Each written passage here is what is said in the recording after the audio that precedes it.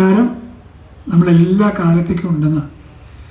ഉണ്ണിയുണ്ടായി വേൾപ്പിച്ചതിലൊരു ഉണ്ണിയുണ്ടായി കണ്ടതു ഞാനെന്നും ഇങ്ങനെ വിചാരിച്ചിരിക്കുക. ഇങ്ങനെ വിചാരിച്ചിരിക്കുമ്പോൾ ഇത്തമോരൊന്നു ചിന്തിച്ചിരിക്കവേ ചത്തുപോകുന്നു പാവം ശിവ ശിവ. നമ്മുടെയൊക്കെ നാട്ടിലെ ഒരു പോസ്റ്റിൽ ചില ചിത്രങ്ങൾ തൂക്കിയിട്ടുണ്ടാവും, ഫ്ലെക്സിൽ ആദരാഞ്ജലികൾ. നമ്മൾ ആരെങ്കിലും വിചാരിക്കാറുണ്ടോ ഒരു ദിവസം നമ്മുടെ പടം അവിടെ ഉണ്ടാവും ചിരിച്ചുകൊണ്ട് ആദരാഞ്ജലി? നമ്മുടെ ചിത്രം മാത്രം നമ്മൾ കാണാറില്ല, ബാക്കി എല്ലാവരുടെ ചിത്രം നമ്മൾ കാണും. കുറച്ച് ദിവസം കഴിയുമ്പോൾ മറ്റേ ചേട്ടൻ്റെ പടം വരും.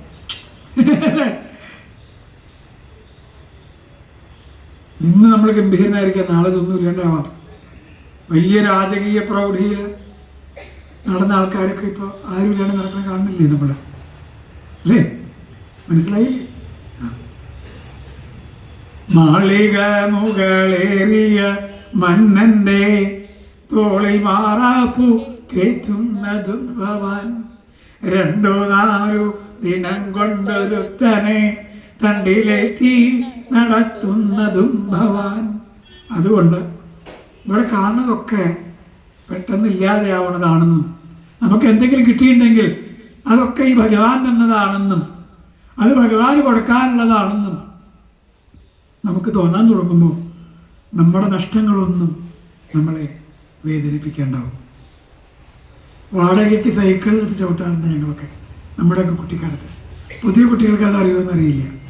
1 രൂപ കൊടുത്താൽ 1 മണിക്കൂർ നേരത്തേക്ക് സൈക്കിൾ ചവിട്ടാൻ കിട്ടും.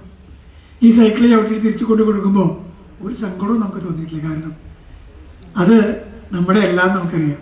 പക്ഷെ ആനന്ദത്തോടു കൂടി സൈക്കിൾ ചവിട്ടുകയും ചെയ്തു. ഇതുപോലെ അനുഭവിക്കുമ്പോൾ നമ്മുടേതാണെന്ന് ആനന്ദിക്കുക, തിരിച്ചു കൊണ്ടു കൊടുക്കുമ്പോൾ ഇത് നമ്മുടേതല്ലാന്ന് പറഞ്ഞ് കൊടുക്കാറാവുമ്പോൾ നമ്മൾ ഈ ഗോപികാഭാവത്തിൻ്റെ അംശത്തിലേക്ക് എത്തണം.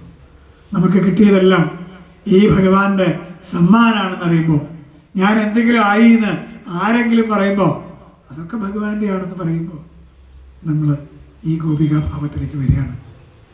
അത് സത്യയുഗത്തിലായാലും ത്രൈതായുഗത്തിലായാലും കലിയുഗത്തിലായാലും സത്യമാണ്. ഈ ഗോപികാഭാവത്തിലേക്കാണ് നമ്മൾ മാറേണ്ടത്. രാമായണത്തിലെ ഓരോ കഥാപാത്രങ്ങളും നമ്മളെ ഓരോന്ന് പഠിപ്പിക്കുന്നുണ്ട്. ഇങ്ങനെ ആവരുത് എന്ന് ചില കഥാപാത്രങ്ങൾ, ഇങ്ങനെ ആവണം എന്ന് ചില കഥാപാത്രങ്ങൾ. നമ്മുടെ ഹൃദയത്തിൽ ഈ കണ്ണിൽ നിറയണം. നമ്മൾ വിളിക്കുന്ന വിളികൾ രാമാന്ന് വിളിച്ചാലും അമ്മയെന്ന് വിളിച്ചാലും ഒക്കെ ഹൃദയത്തിൽ നിറഞ്ഞാൽ മതി. ഒരു കൊച്ചു കഥയും കൂടി പറഞ്ഞ് അവസാനിപ്പിക്കാം.